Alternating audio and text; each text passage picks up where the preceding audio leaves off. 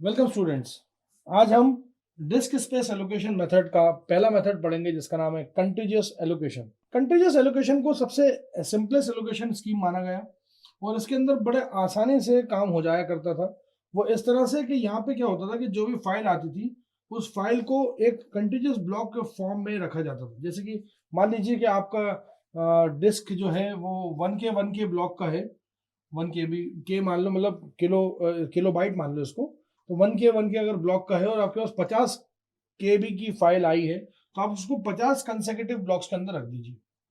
मतलब ये कि मेरे पास डेटा आया जैसे ही, तो मैंने उसको है ना इकट्ठा कंटीजियस एक ब्लॉक के अंदर रख दिया, वो अब इस्तेमाल किया जा सकता है। बड़ा आसान तरीका था। इसको डिफाइन करने के लिए डिस्क एड्रेस चाहिए रहता था, लेंथ ऑफ फर्स्ट ब्लॉक चाहिए रहता था और कुछ चाहिए नहीं रहता था। मसलन के तौर पे कि अगर मान लीजिए एक फाइल है जिसके अंदर n ब्लॉक लॉन्ग है, n ब्लॉक मतलब मैंने कोई नंबर नहीं दिया, n बोला, स्मॉल n ब्लॉक उसका अगर साइज है और उसकी लोकेशन b से स्टार्ट हो रही है, तो वो ऑक्यूपाई क्या करेगा? ब्लॉक को b, b+1, b+2, b+3, b+4 up to b+n-1 इतना उसको ब्लॉक लगेगा।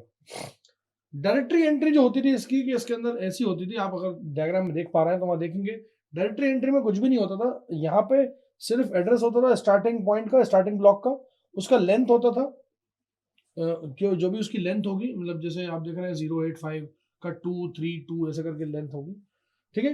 और यहाँ पे उसका जो इंडिकेशन था वो बड़ा आसान तरीका था। मतलब फाइल का नेम जो होता था वो ठीक है लिखा हुआ है यहाँ पे, काउंट न्यू लिस्ट, उसके बाद लिखा है यहाँ पे उसका स्टार्टिंग ब्लॉक और उसका लेंथ दिया जाता था। उसके बाद यहाँ पे कुछ एडवांटेजेस थे जो कि कंटीजियस के थे। वो ये थे, कंटीजियस के अंदर ये सिंपलेस्ट मेथड था तो इसको इम्प्लीमेंट करना बहुत आसान था। फाइल साइज जो थी, जो उसका फाइल साइज और उसका स्टार्टिंग ब्लॉक नंबर जो था, सिर्फ वही जरूरी था याद करने के लिए पूरी इंटायर फाइल को। पूरी इंटायर फाइल एक सिंगल ऑपरेशन से परफॉर्म की जा सकती थी। मतलब ऑपरेशन उस पर कोई भी मतलब लगाना हो तो आपको सिंगल स्ट्रोक में आपका काम हो जाया करता था। सिंगल ऑपरेशन से आपकी फाइल को रीड किया जा सकता था। एक्सेलेंट परफॉर्मेंस देती थी, यूजेबिलिटी बहुत अच्छी थी। अब खराबी क्या थी, इसके डिसएडवांटेज क्या थे? कि इसमें जो मैक्सिमम लिमिट है वो आपको पहले से पता होनी चाहिए थी। अगर आपको क्रिएशन के टाइम पे पहले से पता नहीं होगी, तो जैसे मैंने आपको बोला ना कि 1K है और 50K की जरूरत है, तो ठीक है, एक करके हम दे देंगे। मतलब पहले से आपको बताना पड़ेगा कि आपका फाइल का साइज कितना है। और ये काम शुरुआत में तो ठीक लगा, लेकिन बाद में परेशानी होगी क्योंकि कुछ फाइल्स ऐसी हैं जो कि बाद में जाके अपने साइज को बड़ा छोटा भी करती हैं।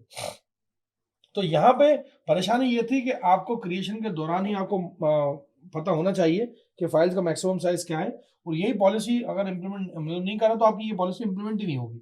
मतलब कंटीजियस पॉलिसी जो है वो इंप्लीमेंट ही नहीं होगी अगर आपने पहले से क्रिएशन के टाइम पे फाइल का साइज नहीं बताया। डिस्क स्पेस का यहाँ पे वेस्टेज कुछ ज्यादा होता था क्योंकि यहाँ पे फ्रेगमेंटेशन होता था। और फ्रेगमेंटेशन के जरिए यहाँ पे जो डिस्क का वेस्टेज होता था वो कुछ ज्यादा होता था, तो इसलिए कंपैक्शन की जरूरत पड़ती थी फ्रेगमेंटेशन को हटाने के लिए।